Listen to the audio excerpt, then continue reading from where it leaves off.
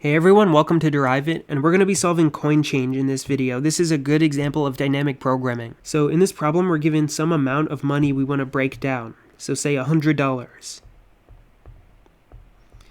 And we're also given a bunch of values of coins we're allowed to use to break down that amount. So we might be allowed to use $5, or I don't know, $9 or $13 to break down this $100 bill. And we're looking for the minimum number of coins we need with these values to break down $100. So it's really not obvious here, but here we need 7 $13 bills and 1 $9 bill. That's the minimum number of coins we can use. And so you might be thinking that you can just have a greedy algorithm where you use the biggest number of coins as much as possible, and then when you can't anymore, you use a smaller number. But actually, if you think for a little about, cases where that's not true, then here's one case.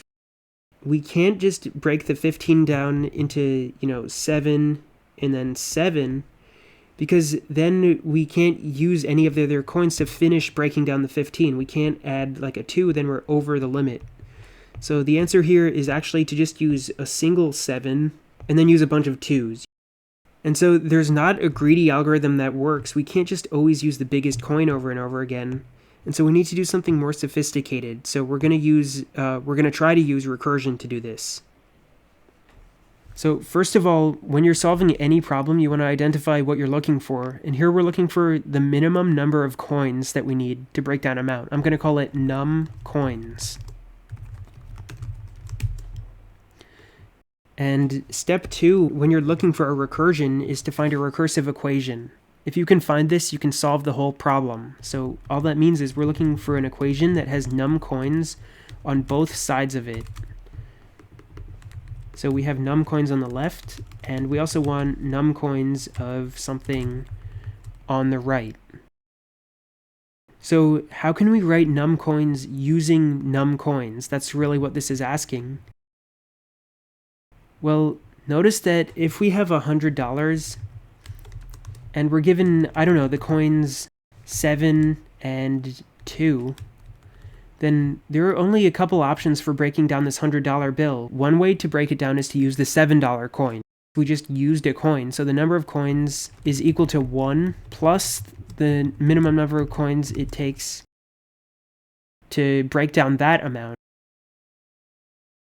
And the other option here is to use a $2 coin to break down the $100. So in that case, we're going to use 1 coin plus the number of coins it takes to break down 100 minus 2, $98. So these are the 2 ways we can break down $100 using these coins. And we just want to take the minimum of them, whichever one is smaller, to get the minimum number of coins we need. So we kind of just came up with our recursion there. So the options we have are to use 1 coin plus use the minimum number of coins that it takes to break down that amount. So amount minus the coin that we used. So we want to do that for every single coin that we have. So for coin in coins. And we want to take the minimum over all of these possibilities in order to get the minimum number of coins. So we just want to take a min over this whole thing. So this is our recursion here, and it's literally just saying that this thing here, num coins, is equal to this thing here. The same way 1 plus 1 equals 2, this thing is equal to this thing. So now we have our recursion, and all we have to do is find our base case.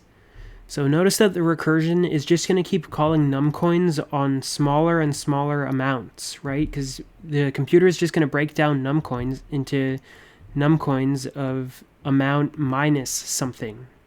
And so num coins of smaller and smaller amounts are going to keep getting called until eventually we reach things that are invalid, like num coins of 0 and num coins of, something that's less than 0 even.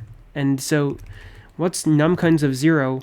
Well, we get to num coins of 0 by breaking down something using a coin. So like if we had $5 and we used a $5 bill to break it down, then we would get to num coins of 0. And so that's perfectly fine.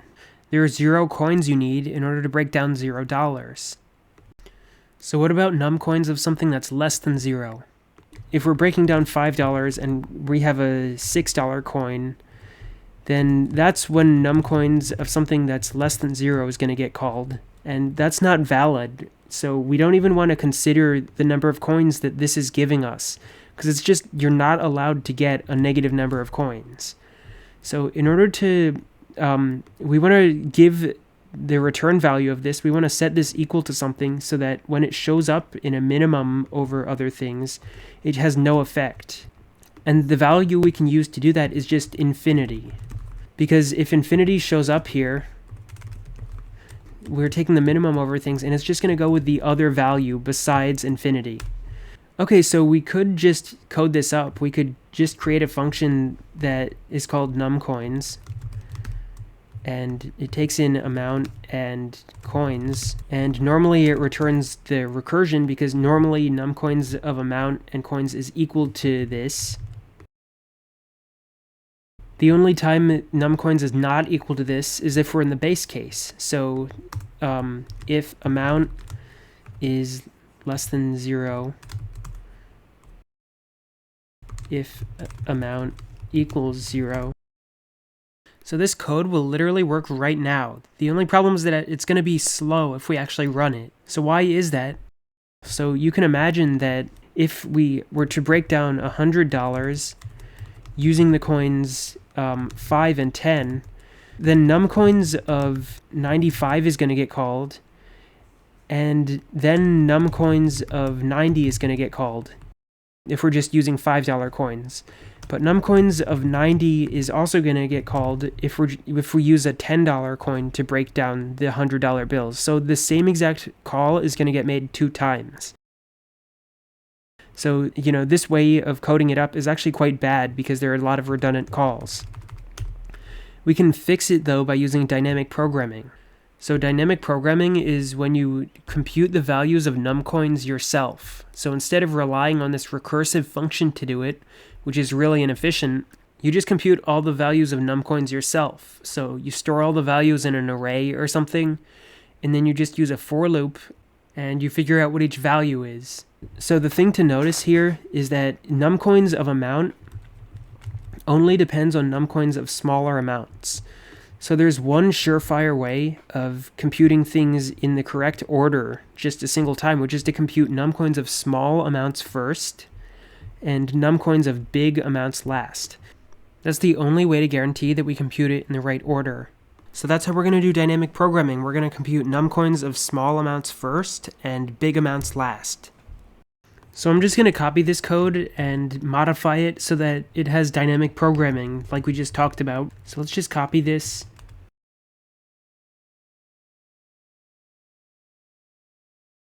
So this is the code we have, and it will work if we just return numCoins of amount and coins. But now we want to convert this code, which we saw was inefficient, to dynamic programming. So the way we're going to do that is we're going to store all of the numCoins that we've computed in an array.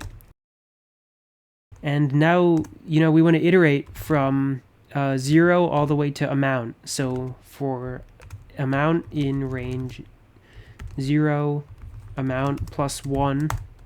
This is because Python is exclusive. So this numCoins here is going to compute numCoins of 0 all the way up to numCoins of amount. And so if you count the total number of items it has to store, that's amount plus 1 items. So this is going to have amount plus 1 entries. And the initial base case is numCoins of 0 equals 0. And we'll worry about the, numCoins of something that's less than 0 at the very end, because that's not easy right now. So right now we're just going to worry about setting numCoins of 0 equal to 0. And the easiest way to do that is just to set everything in this array equal to 0. So at this point we computed numCoins of 0, so that's the base case. And now let's just compute numCoins of 1 up to amount. We just want to steal this line of code here, and we want to set numCoins of the current amount that we're standing at equal to, the recursion, which is this thing. And we're no longer doing function calls.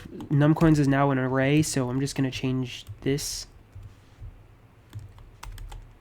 And so this is 99% of the way there, but now we do have to worry about that other base case of something less than 0, numcoins of something that's less than 0. And it's not easy to do that using an array, so we just have to hand code in. Wherever we see numcoins of something that's less than 0, we should use infinity instead of this value. So we can just do that. We can check if the thing it's getting called on, if a minus coin is less than 0, then we use infinity. So float inf. If this is less than 0, else we want to use this value. So else this value. And we need parentheses around here. And so this is the code now that will work. So at the very end, we're not going to call a function. We're going to return numcoins of the amount that we're looking for. And actually, LeetCode is annoying. So we used infinity to indicate that you couldn't break down the problem using any of the coins. And LeetCode wants us to return -1 when that's true instead of infinity. So we're just going to take this value and check. If this value is infinity, return -1. Otherwise, return the value. And so this code should work. I'm just going to run it and make sure it works. All right, this works. It works pretty well. So what's the time and space complexity of this? Well, the space complexity is just O of amount. Clearly, we just have an array that's size O of amount. And what's the time complexity? Well, we're iterating through O of amount items, and each time we do, we're iterating for coin in coins. So this is just O of amount times the number of coins we have, time. So all you have to do to solve any dynamic programming problem is find a recursion and a base case, just like every other recursion problem that you've done. And then you just iterate computing values in the order that you need them, so that you only compute them once. Alright, so I hope that was helpful, and I'll see you next time.